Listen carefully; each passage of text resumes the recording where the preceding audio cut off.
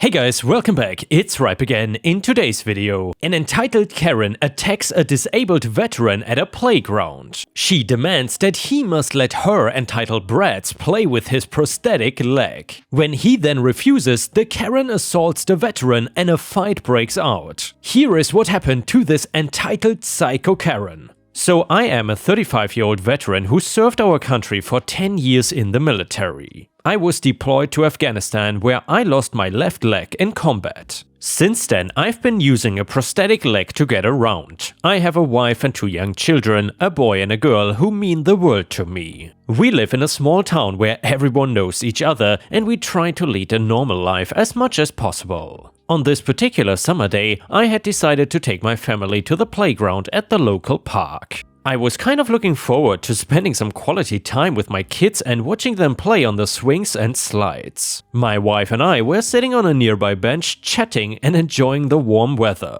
while our kids were running around and having fun. And well, everything was going great until a woman, who I later found out her name was Karen, appeared out of nowhere and began to approach me. I noticed that her kids were with her and they were pointing and laughing at my prosthetic leg. "Hey, can I talk to you for a moment?" Karen said in a very entitled and dismissive tone. "Sure, what's up?" I replied. "My kids are fascinated by your leg," Karen said. "They want to play with it. Can you let them?" I could not believe what I was hearing. I told Karen that my prosthetic leg was not a toy and that it was an important piece of equipment for me. "Come on, it's just for a little bit. My kids will be careful with it," Karen said, trying to persuade me. "I'm sorry, but I cannot let you do that," I replied firmly. "Why not? You're not using it right now," Karen said in a very entitled and dismissive tone. "Because it's not a toy, it's an important part of my body. It helps me walk and move around," I said, trying to make her understand. "Well, I think you're being unfair. My kids deserve to have fun too," Karen said, getting agitated.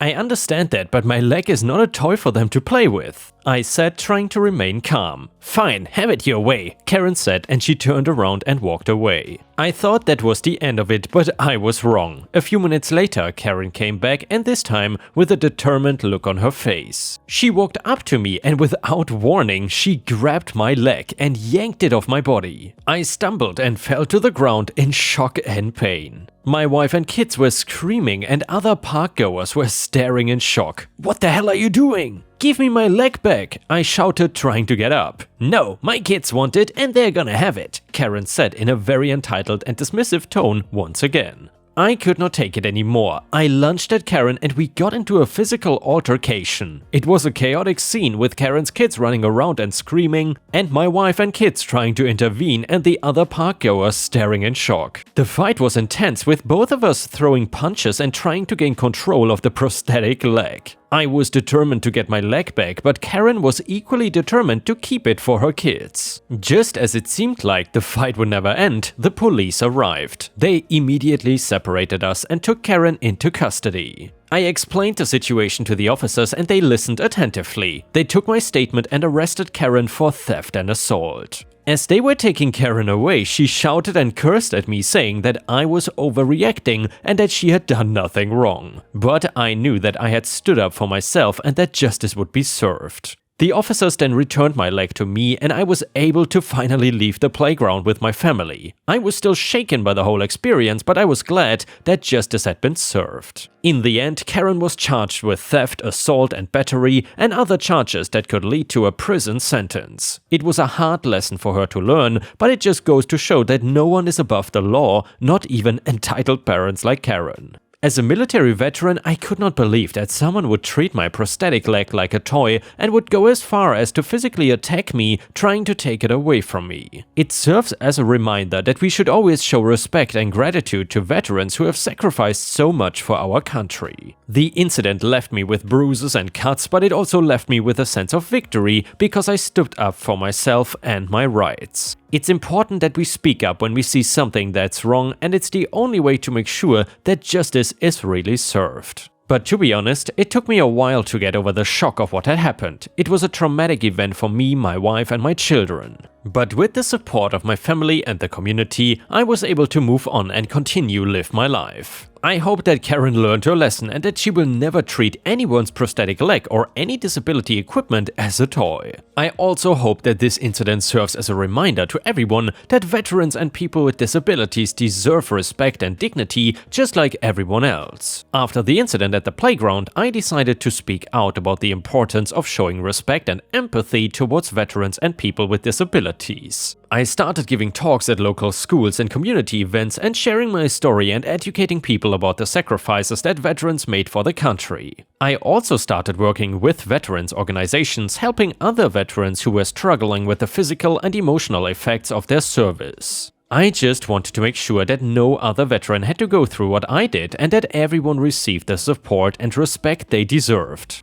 As for Karen, finally, she was convicted of the charges against her and was sentenced to several months in jail. She, of course, also had to pay restitution for the cost of my prosthetic leg and the damages caused during the altercation. She also had to attend a course on empathy and cultural sensitivity. It's been a few years since the incident and I've moved on with my life, but I will never forget that summer day at the playground and the lesson I learned. Honestly, it taught me the importance of standing up for myself and speaking out against injustice, and it also taught me the importance of educating others and promoting empathy and understanding towards veterans and people with disabilities. Update to the story: years had passed since the incident at the playground and I thought I had seen the last of entitled people like Karen. However, one day while I was out shopping at the mall, I encountered yet another entitled person who thought I was faking my disability. I was browsing the store when a woman approached me. Her name was Karen and she was the same woman from the playground incident, but she had changed her name and moved to another town. She did not recognize me at first, but when she did, she had a sinister grin on her face. "Excuse me, sir, but are you really disabled or are you just pretending to be?" Karen asked in a harsh tone. I could not believe it was her. I tried to ignore her, but she continued to harass me, trying to make a scene in front of other customers. I told her to leave me alone, but she refused to do so. "I find that hard to believe. You seem to be walking fine and you don't look disabled," Karen said, her tone growing more condescending by the minute. I was getting angry, but I tried to remain calm. Just because someone does not look disabled, it doesn't mean that they are not. Disabilities come in all shapes and forms and it's not for anyone to judge, I replied. However, Karen refused to listen. She called the mall security and falsely reported that I had threatened her and her children. Mall security came and took me out of the store, but I explained the situation and showed them my prosthetic leg and military ID. They then apologized for the inconvenience and they banned Karen from the mall permanently. Karen's plan backfired and she was embarrassed in front of everyone. She tried to make excuses, but no one was listening. She was escorted out of the mall by security and banned from entering the mall again. I was left feeling satisfied. I had stood up for myself again and had put Karen in her place. It's important to always speak up when we see something that's wrong, and it's the only way to make sure that justice is served and that people like Karen learn from their mistakes. As veterans, we have sacrificed so much for our country, and it's only fair that we receive the respect and dignity that we deserve. I will continue to fight for that, for myself and for all veterans who have served our country. I could not believe that Karen had the audacity to show up again and try to falsely accuse me of something. It just goes to show how entitled and malicious some people can be. But then again, I was glad that I had stood up for myself and that justice had been served once again. I was glad that Karen had been banned from the mall, and I hoped that she would learn from her mistake and change her ways. And yeah, Ripe Stars, let me know in the comments whether you think that Karen got what she deserved in this story, or if she deserved even something worse. In my opinion, people that mess with veterans, and especially people that mess with disabled people, are pretty much the worst type of people you could come across. Anyway, if you haven't already, please don't forget to subscribe to the channel for daily videos, and now let's continue with the next one. It is titled Epic HOA Takedown. I, John Smith, was just an average Joe trying to build a better life for my family. We had just purchased a home in a small Nevada community and we were excited to start this new chapter in our lives. Little did we know the nightmare that was about to ensue. The community was governed by a ruthless homeowners association (HOA) board who held an iron grip on the community and would stop at nothing to maintain their power and wealth. It all started when I began to notice strange charges appearing on my monthly HOA fees. Despite repeated requests for an explanation, the HOA board refused to provide any clarity on the matter. I soon learned that this was a common occurrence among the residents and that anyone who dared to question the HOA's actions would be met with resistance and intimidation. Many of my neighbors had faced similar problems, and some had even been bullied, harassed, and falsely accused of violating community rules just for speaking out against the HOA. I knew I had to get to the bottom of this, and so I started to investigate the HOA's finances. What I discovered was a web of corruption and embezzlement, with their HOA board members using community funds for their own personal gain. They had been pocketing money meant for community maintenance and improvement and using it for lavish vacations, expensive cars, and other luxuries. They also had been using HOA funds to pay for frivolous lawsuits against any resident who dared to question their authority. One outrageous example of the HOA's abuse of power was when they had falsely accused one of my neighbors, an elderly couple, of violating community rules by having a flower pot on their front porch. They had harassed and intimidated the couple, even going as far as to file a lawsuit against them, causing them immense stress and financial burden. The couple, unable to take the pressure, had to move out of the community, leaving behind their lifelong home and memories. Another example was when the HOA had imposed exorbitant fines on a young family for having a trampoline in their backyard, which was a common feature in many homes in the community. They had falsely claimed that the trampoline was a safety hazard and had threatened the family with eviction if they did not remove it. The family, unable to afford the fines and the legal fees, had to sell their home and move out of the community. I knew I could not let this continue. I had to speak out against this corruption and abuse of power. However, when I tried to bring this information to light, I was met with even more resistance and intimidation from the HOA board. They even went as far as to file a lawsuit against me, attempting to silence me and cover up their shady actions. However, I was not one to back down so easily. I fought back, hiring a team of lawyers and taking the case all the way to the Nevada Supreme Court.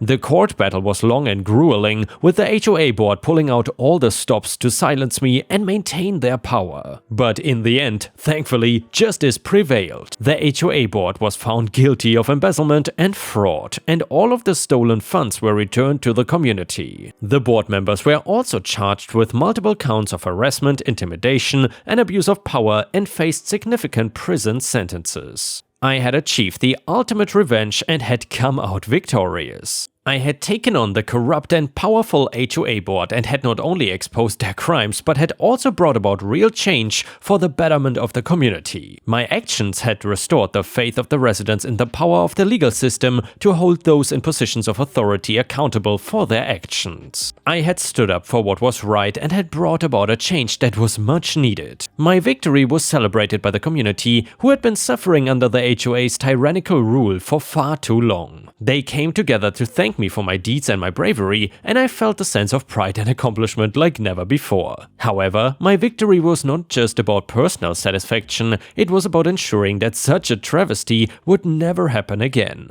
Together with my fellow community members, we voted to remove every single member of the corrupt HOA board and elect new honest representatives. We also implemented strict measures to ensure transparency and accountability in the handling of community funds to prevent any recurrence of such corruption. The community was transformed, and it was all thanks to my tireless efforts and determination to make things right. To be honest, my story serves as a reminder that even the most powerful and corrupt organizations can be brought down by one person's determination and willingness to fight for what is right. I am proud of what I have accomplished, and I hope that my story will inspire others to speak out against corruption and abuse of power and to never give up the fight for justice and fair treatment. And the next one is titled Revenge on Douchebag. So backstory, I worked at this hotel for over 2 years and was one of 2 people left that went through the training when our hotel changed hotel franchises. During this training we were told about certain rules the company had. The cast is the manager, aka front desk manager, and he was only here for 4 to 6 months at this point. Me, I'm a nice guy unless you're a bully or an entitled person. A few others I will mention as we go through. So, story, one afternoon I was scheduled to work the second shift 3 to 11. I walked in and both the AM front desk co-workers looked like they had been massively crying as their makeup was smeared. My manager was looking quite pissed. I ask, what is wrong? Manager, we have a major jerk as a guest. This guy is the highest level on the rewards for the hotel chain. He is very demanding and wants free upgrades, free this or that, and screams anytime he has an interaction with the staff. This guy has made every department call me complaining about him. Now, this guy just came to the desk and screamed at these two co-workers until they were both crying. These two ladies were fresh high school graduates and were very sweet and innocent people. They loved helping people and did not deserve this treatment. As he is explaining this, I look up this guy's room details. Once my manager finishes explaining everything this guy had done, I see this guy's info and I had a smile from ear to ear. I reply, didn't you see he is an employee of a different hotel? Manager, yes, but so what? I replied, first off, while you travel as an employee, you are required to behave and be respectful. It's in the fine print on the discount form. I grabbed his form and showed it to the manager. Failure to be respectful can lead to having your employee discount suspended or permanently revoked, and even you can get terminated. You need to call this guy's hotel and ask for the GM, then explain to him who you are and what this guy is doing. I look up the hotel phone number and call the hotel and then handed my manager the phone. Manager, after his call ends with the GM, he has an evil and satisfying smile on his face. His GM is steaming mad after I described all the stuff this guy has done. Main switchboard phone rings. I answered, hello, thank you for calling hotel name. How may I direct your call, please? Caller, I want to speak to the entitled jerk's room, please. I replied, absolutely, sir, have a nice day. Transferred the call and looked at my manager and saying with a sarcastic tone, well, someone wants to talk to the entitled jerk. Jeez, I wonder who that could be. Manager continues after he stopped laughing. The GM gave me his personal cell phone number and said if I have any more issues at all to call him immediately. I am then leaving the phone number right next to the switchboard. If you need it, call him. I told the manager, your revenge is done. Now for my revenge. Manager wide-eyed, oh damn, what are you gonna do? Me smiling a very evil smile. You will see. I pick up the phone to make a call. Hello, Hotel Rewards customer service. Yes, I would like to report someone using rewards account while using employee discount on his stay. Customer service immediately, he cannot do that. I replied, I know, I'm calling to report him. I gave her the guest reservation number and rewards member number. I continued, I bet anything if you dig through this guy's history, you will find all his stays are probably at employee discount. Customer service, I'm starting a ticket to have this guy's account investigated.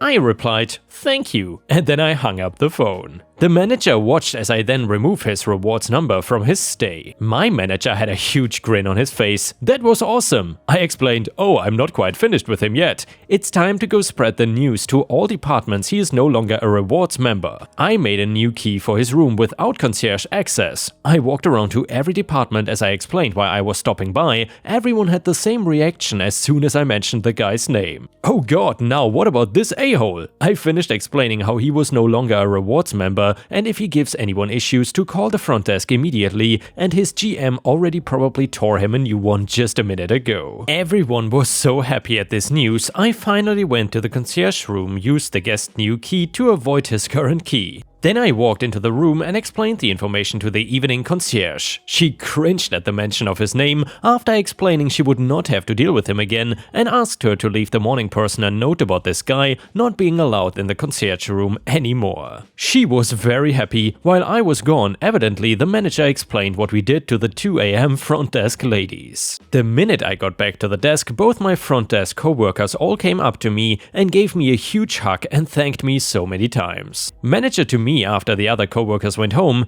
do me a huge favor please. I replied, sure, what's up? Manager, if I ever piss you off, please come tell me so I can fix the issue. Later that night, the entitled jerk comes to the desk, hat in hand, politely saying his key does not work. I replied, oh, so sorry about that, let me make you a new key. In the best fake smile I could muster. Aftermath. Next day I check his rewards account and it is now suspended. Check back next week. Sorry, account number not found. And yeah, Ripe stars, I would say OP is an absolute master at getting revenge, so I can see why even the manager does not want to get on the bad side of OP.